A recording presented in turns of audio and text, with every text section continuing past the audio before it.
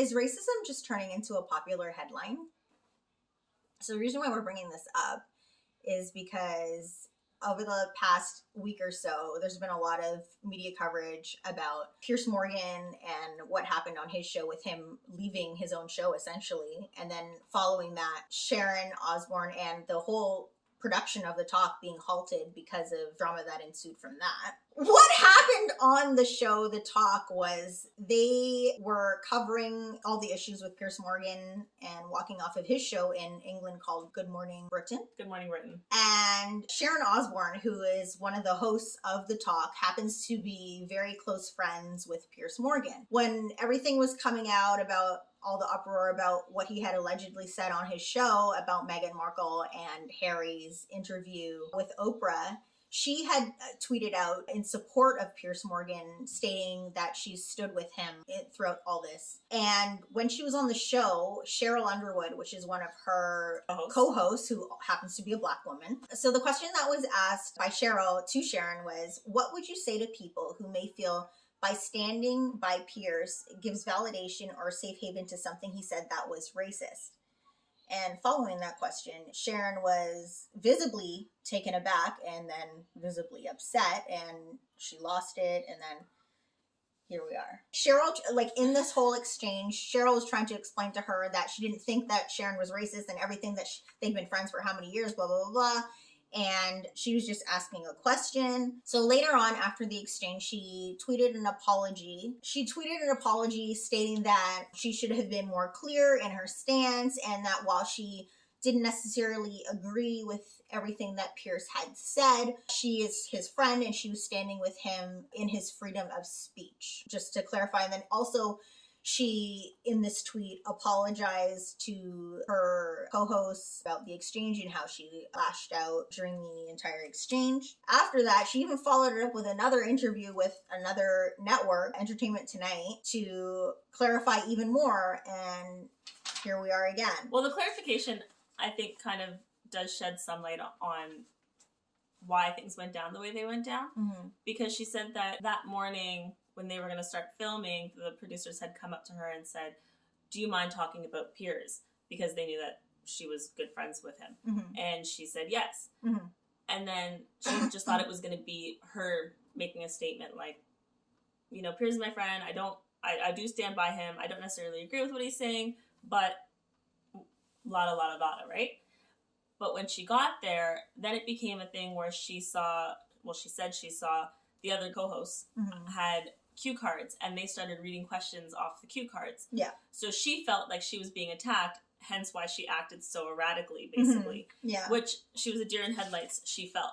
Yeah. So they didn't really ask anything that was too wrong, but I think because it's such a heated discussion, no one wants to be painted in the light of racist. Right. And for sure.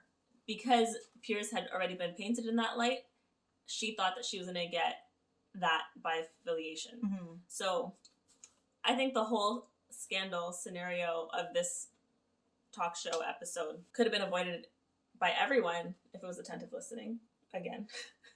Because if she listened to their questions, no one ever said she was racist in the questions. No, they didn't. They really didn't. But she felt like she was being attacked, and like that's what they were doing. So if you listen properly, you can respond properly. Right. And then towards her co-hosts, same thing.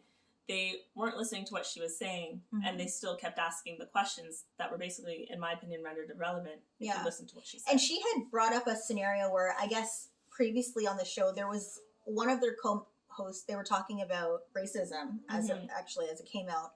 And she brought it up in this Entertainment Tonight interview where she was like, back when this happened to so-and-so, and she was blindsided, we banded together as co-hosts and women and said, we're not going to do this. We're not going to ask each other questions that nobody else knows about. Mm-hmm. So she felt that she was being attacked and like shocked, and which led her to feel like how she felt, and then she lashed out. Not necessarily stating that like that's makes her behavior okay, but people, when they get upset, they get upset. Mm-hmm. Well, and when you feel like you're getting attacked, especially with something so charged as racism, you really do start backpedaling, and any one word said out of order basically changes the whole context meaning is of everything. What you're saying, right? Yeah. So you don't want to get caught in that. I mean, I've told you making this video, preparing for this video, I get scared to say certain things because I'm like, okay, but I'm visibly white. People are gonna be like, oh, I can't believe this girl said that. Yeah. You know what I mean? So I try really hard not to say the wrong word out of turn. Mm-hmm. Right? Yeah. It's hard. Because of all of this being out now, there's been all this talk about things that Sharon... Oh, these names, these shares. Sharon has said in the past about other past coworkers allegedly calling someone slanty eyes and wonton and saying that two of her previous cast members were ghetto. Whether those things were said in negative context or just taken completely out of context, we don't know. Is Sharon a racist? I don't know. I'm not sure. But what I can definitely say for sure in this situation, I don't think that in her tweet saying that she was standing by Piers, I don't think she was saying she was agreeing with what he said. She was standing by him in the sense of personal opinion, and I don't think this is racially motivated. Mm-hmm. I agree. I don't think so. And I think some of her outbursts may have been related to private conversations that happened during the commercial, because she said that during the commercial there was conversations being had between her and the other women. Right. So I think that added to her erratic behavior, I guess. And I gotta admit, at first when I was, I saw the headline earlier last week or so, I was tempted to be like, yeah, she's racist. There you go. Like, that's it. But like after digging, like, it's kind of, it does feel like she was kind of set up a little bit. I know. When I heard the headline, I was kind of, oh, here we go again. Another racist being uncovered. Because it just seems to be the thing, right? The thing that's going on right now. Someone else said something. So I was kind of like, ugh. And then I was reluctant to even watch the clip. And then finally I watched the clip and I was like, oh, okay, that did not go down how I thought it did. It leaves a lot to interpretation. Because the headlines really do make it seem as though she all out said something racist, undeniably racist. Yeah. And then leading into you saying something undeniably racist, I had a really hard time finding that in what Piers Morgan had said about Meghan. Mm-hmm. So the whole ordeal that started this whole ball rolling is after the interview that had been done by Meghan and Harry, they were discussing it on Good Morning Britain, and Piers was very adamant in stating that he didn't believe what Meghan was saying about not being able to receive help for her mental health issues. He also said that he didn't think it was right to have people think the whole entire royal family was racist when we don't know who it was, and he believed that they should have named names if they were going to talk about that on such a public platform. He also stated that he believed that if there was in fact racism, that yes, it should definitely be looked into, but I think that message was lost in everybody's shock and appall at the fact that he said that he didn't believe Meghan.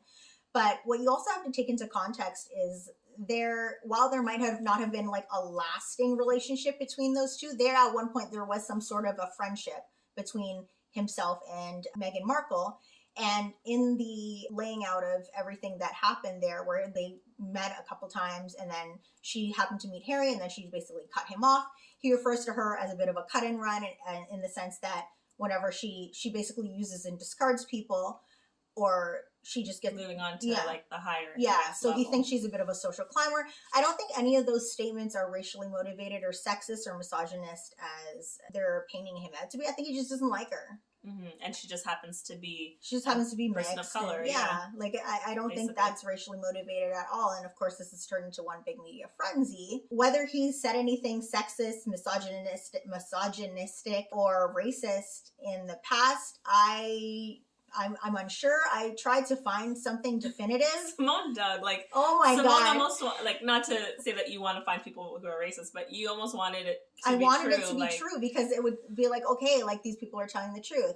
Mm-hmm. But it's like, I couldn't find anything that he said that was blatantly racist. Undeniably racist. Like, yeah, exactly. There were some videos where there were topics of racial discussion, and he said some things about the topic that I didn't necessarily agree with, but I think it was in the lens of he didn't understand. Like when we were talking about the whole thing with the video with him and the professor, he was like, oh, if the professor thought that the whole country was racist, why didn't he just leave?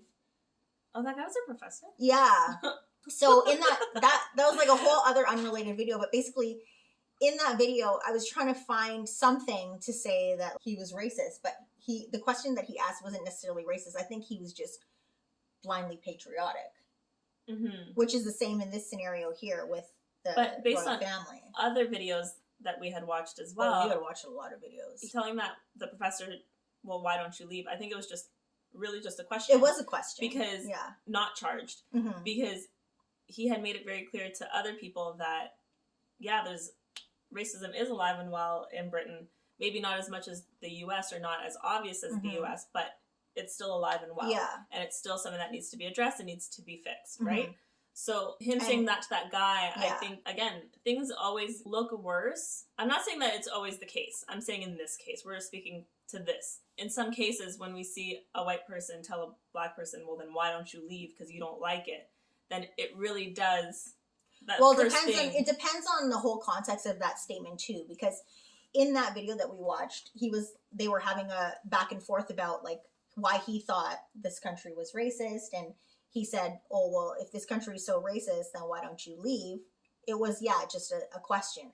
But then you have the context of, for example, when you hear in anywhere really where people are, of a visible minority who are speaking out against any kind of injustice, and other people are like, well, go back to your country. Like, that's a totally different situation. I bet, because I didn't actually read the comments in this scenario, but I can assure you that reading the comments, there's going to be someone who said, I can't believe he told that guy that it's racist, right? And like you were saying before, it all comes down to perception. Yeah. Right? So the same thing that may not, like even when he said it, I was like, we're going to find something on this guy. Like, we're going to find where he said something undeniably racist.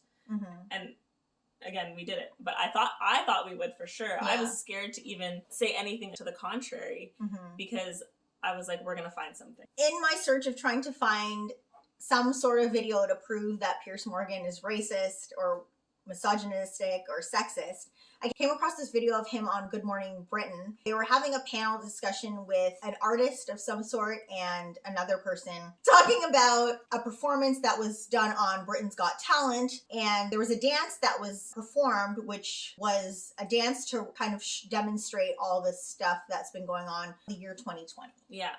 And racism was a big part of the year 2020. They did this dance. Some people were upset because it was a family show and, kids are watching. They took the knee. There we go. They took the knee and they did and then they did the kneel on the neck. Yeah, they did. They were having a discussion about that. And then there was this man, a black man who happened to be on there. And they both were, except for Piers. Yeah. And then this one guy, he was saying he didn't think that it was right that they had done that. And he was like, oh, it was a family show and kids don't need to see that. And he's like, Black Lives Matter has brought out more racism than there was before. He was saying that he had never experienced racism until Black Lives Matter. And Piers took him to task and was like, well, that can't be right. There's a lot of racism in our country and blah, blah, blah, blah, blah. Like he went on. And it was kind of the one time that Piers was actually kind of respectful in saying what he had to say. Because usually he bulldozes. Yeah.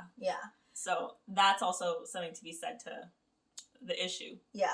So he basically was laying it out for this guy saying there is racism in this country. There are systemic racial issues. He was surprised that this guy even felt the way that he did about this video. That he didn't support the Black Lives Matter. This guy didn't support the Black Lives Matter movement. The guy said all lives matter. He's like, why does a black life matter more than a white person? And then to that point, Piers Morgan said, let me clear it up for you. Black lives matter just as much as white people's lives do. And until we can all see that, that's essentially. In that video, when I found that video, I was like, oh, he's not racist at all. I think in this moment, like I had said before, I couldn't find anything that he said regarding this Meghan Markle thing that was racist, whether it was blatant or insinuated. Right. It's just a matter of a guy who doesn't like a girl and he's saying his piece on it. And nobody likes what he's saying. And they're kind of turning it into this whole thing of he's racist and he's attacking postpartum depression and all this other stuff. And it's like, no, that's not the case. He just doesn't like the girl. He doesn't believe her. I agree. I was telling someone that I feel that a lot of times in the media, when it comes to talking about race or racism, we want to say that it's wrong. But then by doing that, sometimes we end up turning things into something that's racist when it's not actually. Like, Mm-hmm. she just happens to be Black. Like, it just happens that she's Black. And like what you were saying, he doesn't like her, so he negated what she was saying. Well, he didn't really negate what he said. He just said, I don't believe a word that comes out of her mouth. Yeah, exactly. No matter what she said. It's not specifically mental health issues. It's anything. Yeah.